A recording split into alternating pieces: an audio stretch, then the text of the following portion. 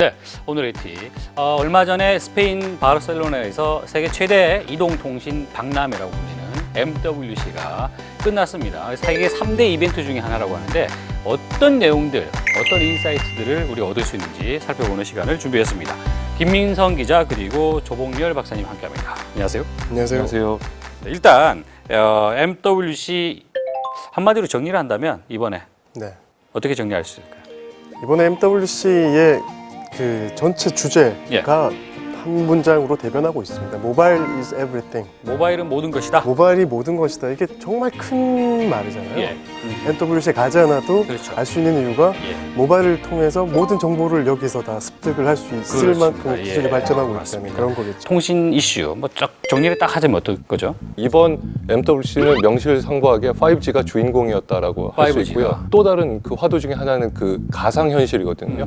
그 가상현실을 5G를 통해서 이제 사람들에게 보편화되게 서비스를 제공할 수 있는 걸로 그렇죠. 보여집니다. 자, 일단 모바일 이슈부터 좀 정리를 좀 해보죠.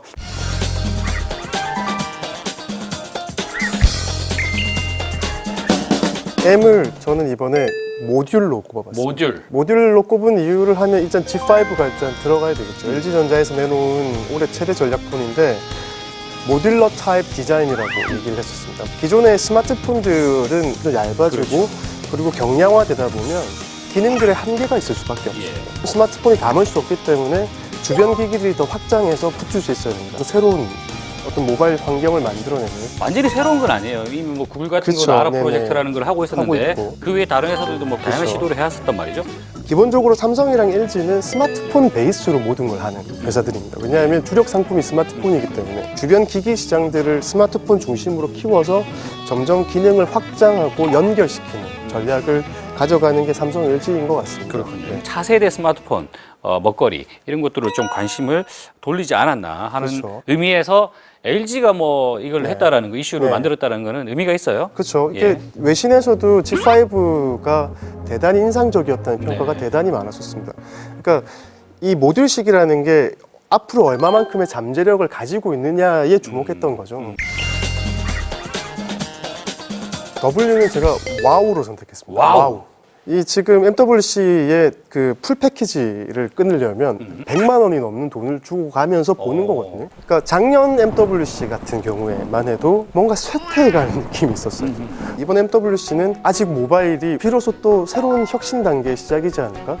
제1세대 모바일 혁명이 이제 거의 마무리가 되고 2세대 혁명이 이제 폭발하지 않을까라는 기대 혹은 두려움 같은 것까지 동시에 갖게 됐다는 게 중요한 점인 것 같습니다. 그 아무래도 이제 이 와우에서 얘기할 때 VR을 빼놓을 수가 없는데 그쵸. 네. VR 이슈는 시작 전부터 삼성이 몰고 갔다고 봐야 되겠죠?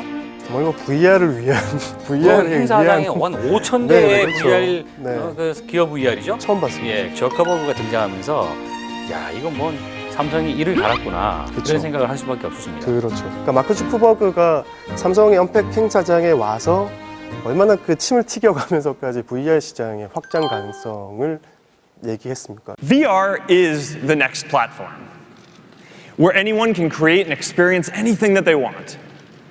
Right now, VR is still mostly used for games and entertainment, but that's quickly evolving. 그러니까 침을 튀었나요? 아 화질로 침까지는 못 봐가지고 모르겠는데 HD, UHD 화질로 볼 수도 있었을 텐데 아무튼 VR 플랫폼을 가져가기 위해서 삼성과도 협력하면서 정말 이렇게 큰 길 가운데 우리가 딱 막고 서 있다를 그렇군요. 보여준 게 아닌가. C는 차이나입니다. 차이나. 이제는 뭐 새롭지도 않아요. 뭐 새롭지도 않은데 너무나 놀랍습니다. 원래 삼성이나 LG가 가지고 있던 그 터줏 대감 같은 이미지들이 있거든요. 항상 그렇죠. 전시장에 가면 화웨이나 이런 곳들이 좀 가져가는 것 같아요. 이제 그 중심축을 샤오미가 처음으로 해외 시장에 나와서 Mi5를 공개를 하지 않았었습니까? 이게 무슨 뜻이냐면 중국 업체들도 우리도 이제 나가야 돼. 나가야 되겠다. 우리도 이제 본격 경쟁을 해야 된다라는 위기감을 갖고 나오는 거거든요. 예. 지금 되게 무서운 게 이번에 화웨이의 최고 경영자가 와서 대놓고 얘기를 했어요. 뭐라고요? 3년 안에 애플을 잡고 5년 안에 삼성을 잡겠다. 무슨 근거로 잡을 수 있다라는 거냐 이런 거잖아요. 화웨이는 전 세계적인 서버 네트워크의 1위 사업자입니다.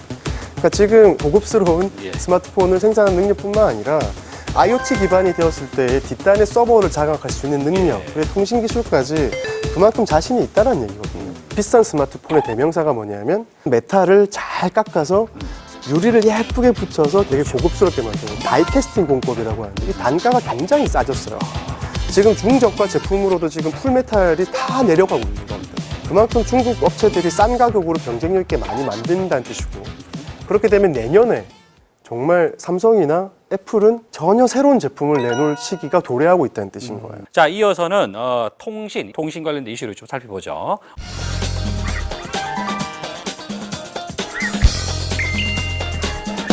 5G가 명실상부하게 이번에는 주인공이었다라고 말씀을 드리고 예. 싶은데요. 예전에 한국이 유일하게 2018년에 5G를 최초로 세계 그렇죠. 최초로 시범 서비스를 평창 하고 동계올림픽에 예, 2020년에 세계 최초로 상용화를 하겠다고 했습니다. 예.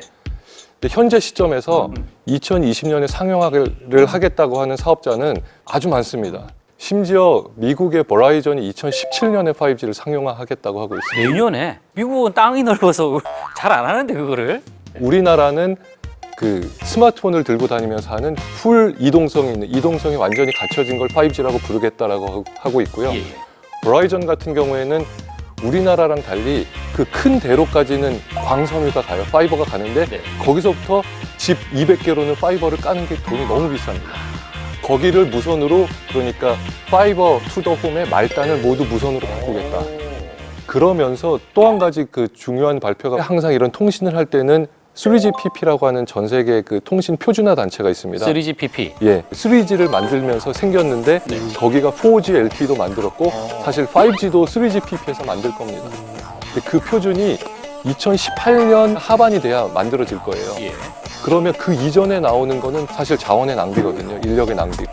그래서 이번에 KT, SK텔레콤, 그리고 도코모, 버라이전이 4개 큰 사업자가 모여서 3GPP에서 표준이 있기 전에 우리가 인더스트리에서 5G에 관한 개방형 규격을 한번 만들어 보겠다라고 발표를 했죠. 그 여기서 5G를 다들 외치고 있는데 화웨이가 4.5G를 주장을 했단 말이에요. 사실 LTE가 우리가 처음에 2011년이었나요? 딱 나왔을 때 그걸 4G라고 불렀고요.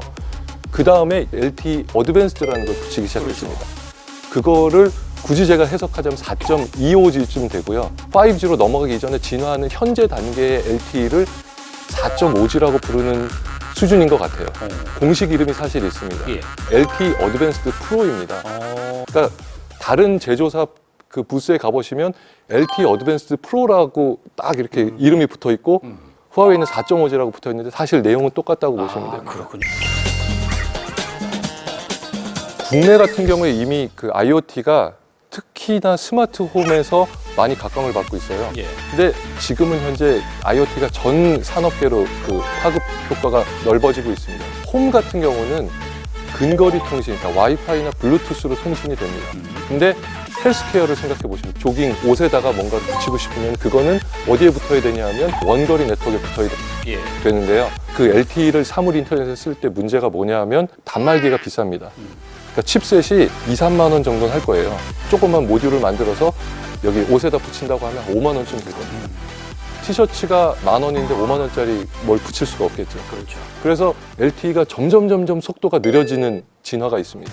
내로밴드 IoT라는 걸로 300mbps가 나오는 LTE를 100kbps까지 속도를 떨어뜨렸어요. 아주 저가의 칩을 만들고 단말을 만들 수 있다라고 하면 그걸 어디에든 다 붙일 수 있겠죠. 근거리가 아닌 원거리 통신이 필요한 곳까지 IoT가 이제 점점 확장되고 있다라고 하는 면이 그 주요한 그 포인트라고 예. 할 수 있겠습니다. 저커버그가 모바일 쪽에도 이슈를 갖고 왔지만 가상현실 그리고 그쵸. 통신 네. 이 다 지금 돌아다녔습니다. 그 저커버그 같은 경우에는 이번에 또 한 가지 중요한 발표를 했는데요.